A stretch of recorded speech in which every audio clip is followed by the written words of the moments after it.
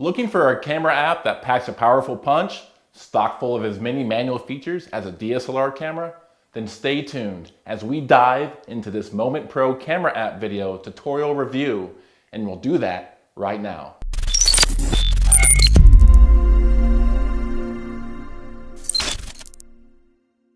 Hey, what's up y'all? This is Brian White and welcome back to VideoZeus, where we help you spend less time making more videos. And hey, if it's your first time here and you want to learn more about making better online videos, please consider clicking that subscribe button now. DSLR camera or mobile phone camera?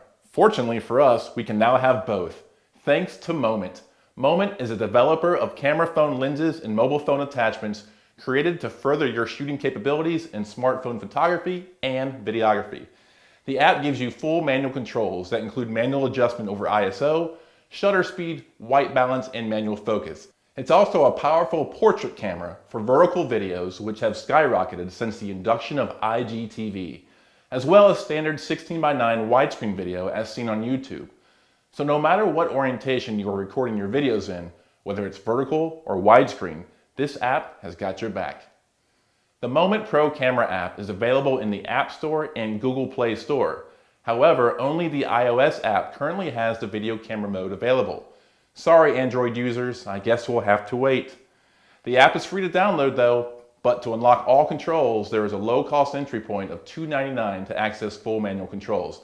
Not a bad investment for such a powerful camera. Now, I think it's important to mention, in the free version, whatever footage you record does not place a watermark on the footage, which is pretty cool.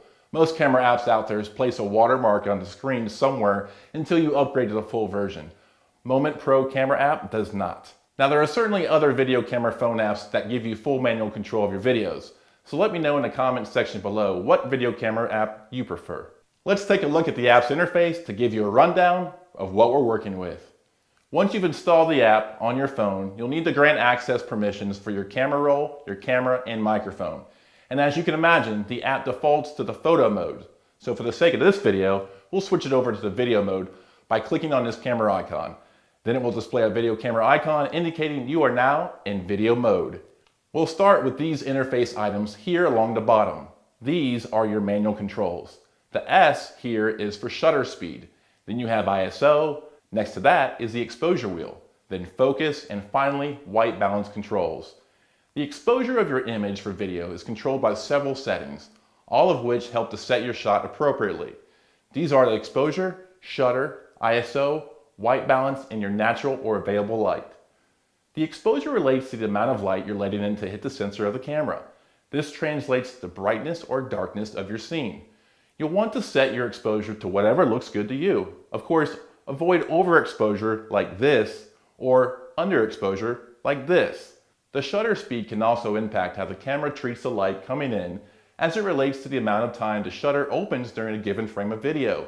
Adjusting the shutter will adjust the light in your image.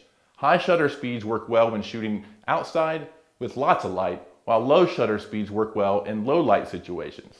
The ISO is that of the sensitivity to light.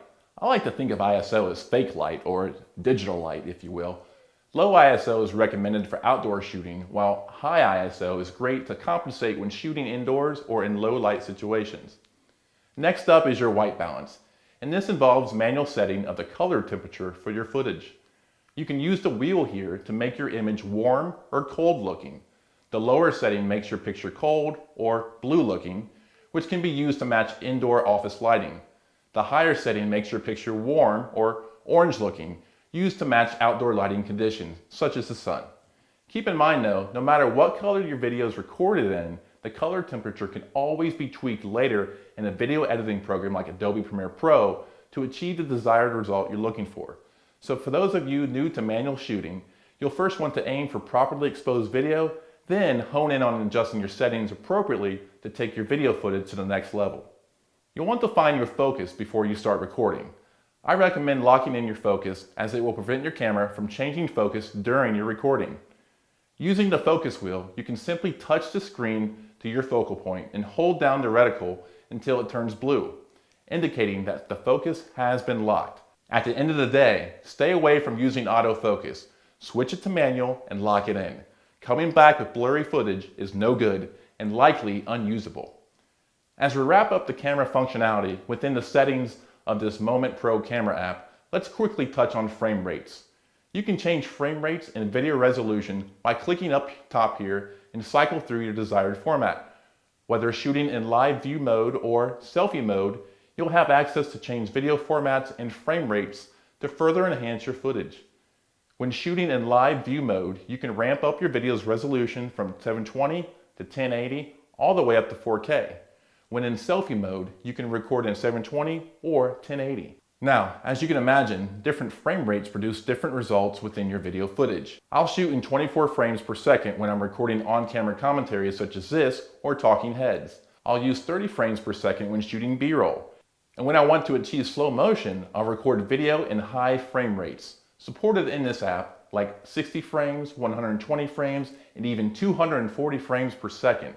Then tweak my footage in a video editing program to achieve the slow motion effect. A few final features worth mentioning inside this app in the toolbar panel at the top here. This right here places a grid in your viewfinder, which can help with framing your shots. There are a couple different modes to it, and it's important to note these grids do not show up in your recorded video. Right here is the flash icon. For video purposes, this becomes your camera light. I recommend using natural light when available. A selfie ring light or lighting kit will produce better lighting results rather than relying on the video light on your phone. This right here is camera stabilization. When it's on, you'll see a little A appear in the corner. When it's off, the A will disappear. I recommend using the stabilization feature only when shooting handheld. When you're shooting on a tripod or gimbal, you'll want to disable stabilization, as it may add a warp type effect to your video, as it's always trying to stabilize an already stable shot. These we already discussed. Tapping them will change formats to match what you want. The circle icon up here can be used if you purchase any of the Moment camera phone lenses. Selecting your lens will adjust the camera's focal length.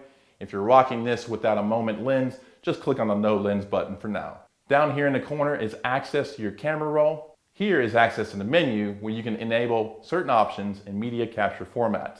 So definitely head over to the App Store or Google Play Store to download the Moment Pro camera app. It's extremely powerful for both photo capture and video recording. And hey, if you haven't already downloaded my Before You Shoot guide, please follow the link in the show notes below. The guide will prove as a useful resource for each and every one of your video creations. If you've enjoyed this video, go ahead and smash a like, and if you want to watch more videos just like this one, then hit that subscribe button and enable notifications so you don't miss our new videos. Once again, thanks for watching VideoZeus, where we help you spend less time making more videos. We'll see you next time.